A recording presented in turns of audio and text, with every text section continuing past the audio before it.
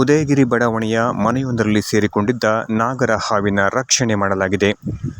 ಮಂಗಳವಾರ ರಾತ್ರಿ 10 ಗಂಟೆಯ ಸಮಯದಲ್ಲಿ ನಗರದ ಉದಯಗಿರಿ ಬಡಾವಣೆಯಲ್ಲಿರುವ ಸಾನ್ವಿ ಎಂಬುವರ ಮನೆಯೊಳಗೆ ನಾಗರ ಹಾವೊಂದು ಸೇರಿಕೊಂಡಿತ್ತು.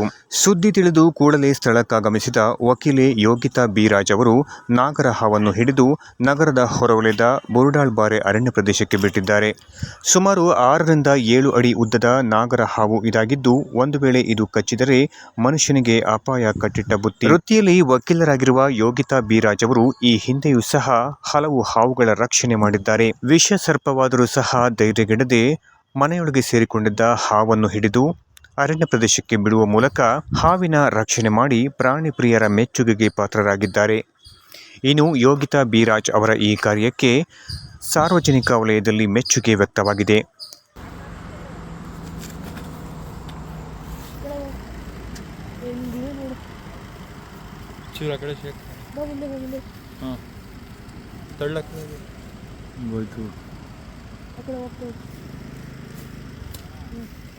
ಹೋಯ್ತಾ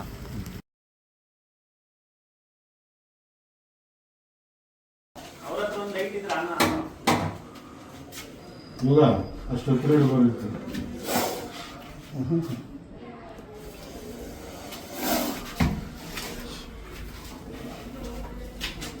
ಸೂಪರ್.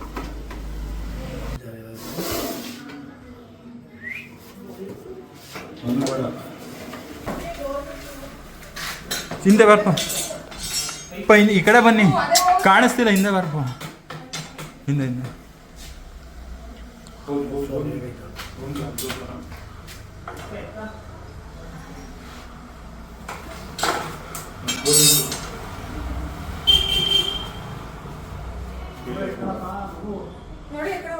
ಹೇ